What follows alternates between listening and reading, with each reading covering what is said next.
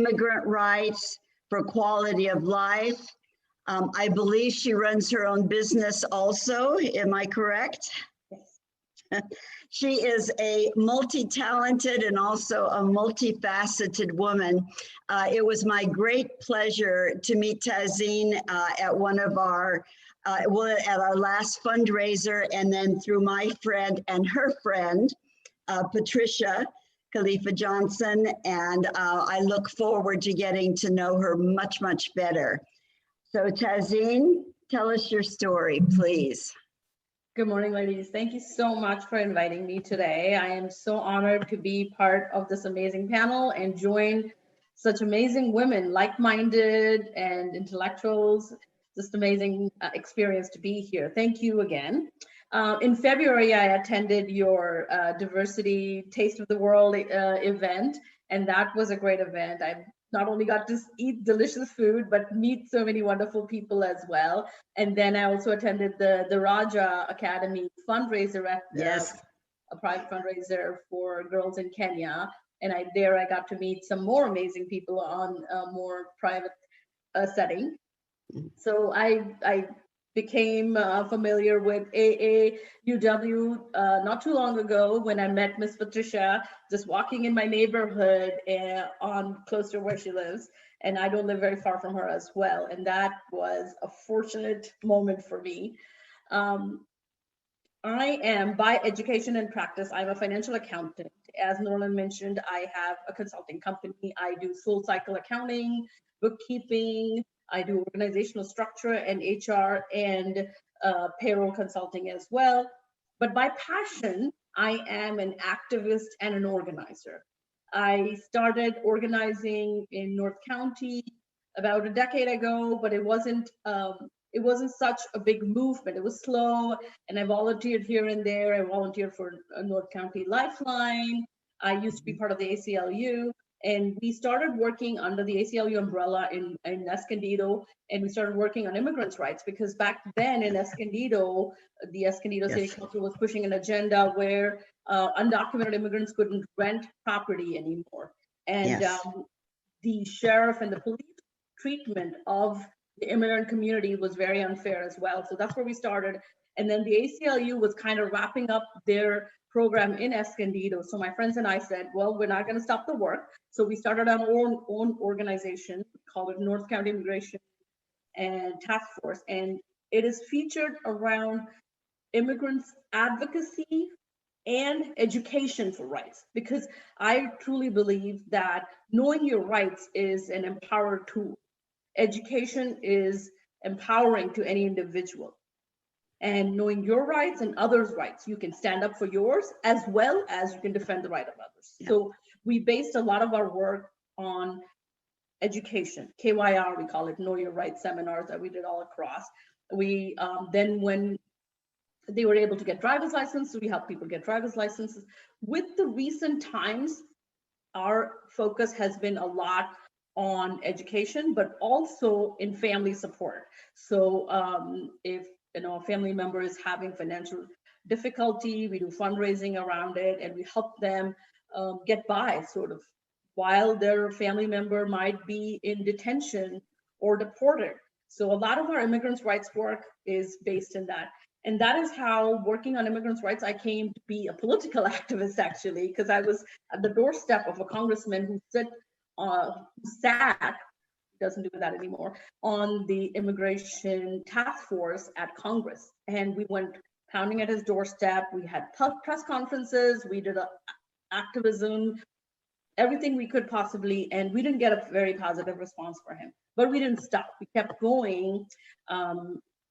We also work with dreamers. And so we were able to work a lot on DACA, which is a privilege for kids that had come in undocumented as children.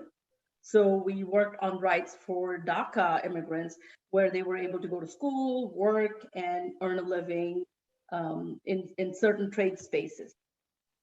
With that, I believe that immigrants' rights is a human rights issue, because all individuals, all human beings, regardless of their immigrant status, need to be treated with dignity and respect, need to be able to afford basic living.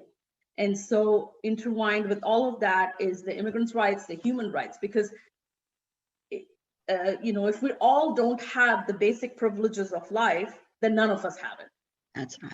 It's one for all, in my mind. So, Yes. That intertwined with a lot of different immigrants' rights issues and human rights issues across the world, started working on different things. But all politics, all rights begin right when you step outside your front door. So that's where my advocacy for local politics began. As from Karina, you heard the sheriff's treatment of our immigrant communities and Black and Brown communities in Vista has always been an issue. So we started working around those issues. In fact, the march that Karina spoke about, I was there, and we had, through our immigrant rights advocacy group, we had met with a lot of law enforcement agencies. We call it an LEA meeting, and we meet with sheriffs and local city police officials, and we're constantly trying to keep them on their toes. It's not an easy task because people with power like to run amok and do their own thing, and disobey a lot of common courtesy. That is right. So, but these meetings with law enforcement agencies have given us at least some connection. So when something happens, we can call up the sheriff. Like, I live close to a mosque, and we had break-ins, and because we have a relation with the sheriff's department, we were able to call them and have them come and patrol it. And they've been kind so far. We opened our mosque when they wanted to have events there. It kind of, for me, it was not just one thing. It led from one to another to another. And when it came to working for my community, the most important thing was, as Karina said, transparency and equity, which is unfortunately lacking in a lot of Black and Brown communities. And even any city official, unlike Karina, most city officials are not that transparent. The budget is a mystery to most people. And my ability to read a budget, to project these things, has been a source of me to be able to question these things all along at city council, at different levels of government. And meeting with city officials is not as daunting as we think about it. Like, we think, oh my God, what am I going to say to the mayor? But it's just about relationship building. It's about constantly reminding them, as Karina said, that we pay their salaries, we pay their health care, and we put you there, we can take you out. It's about reminding them that. And it's not a threat. It's like sort of like we use with our children. I gave you that Game Boy and I can take it away, kind of thing. So it's just like that. And inclusion and equity are basic human rights for everybody. Dignity and respect is something that everyone should be afforded, no matter their color, no matter their gender, no matter their race, every human being. So human rights, basic human rights, need to be afforded to everyone. And the most important thing about these kind of levels of government is the political advocacy that builds into it. So I started out as an activist out on the streets, calling for immigrants' rights. And all of a sudden I was in a political activist situation where I was working for candidates, making sure that the right candidates with the right policies are in place. When we, in 2016, when the Muslim community was under attack by our presidential candidates and then our president, it was not just my community, it was, now it's my community, who's next? Yes.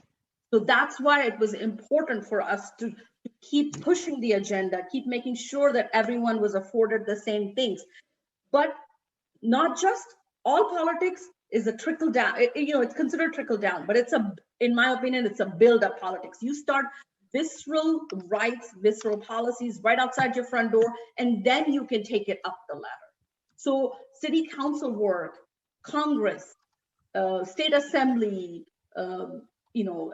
country assembly, and then on state senates, and then the US Senate, those are just levels of government. Everyone, you have a right to question each and every one of those people that we put there. And then having policy written to benefit you and your community is the main agenda. So going to city council meetings is just a matter of questioning that, are you following the policies that are written? And are you further writing policies that benefit my community and I? Make the process transparent, equitable for everyone. Someone asked me one time, I was in the city council forum, and someone asked me, what do you think about equality? And I said that equality is no longer the measuring scale for fair treatment. It's about equity, because certain classes of people have been subjugated to oppression for so long that now it's a matter of equity to bring everyone to par. Yes. There's parts of Vista, like Karina said, that don't have roads and street lights. Whereas I live in a part of Vista where if there's one crack on the road, it's fixed instantly. Because the ex-congressman lives up the street from me and the city council person lives on the other side of the street. So that is not equity in my mind. So I may sit in a comfy zone, but my brothers and sisters on the other side of the freeway are not. And that's what keeps me going.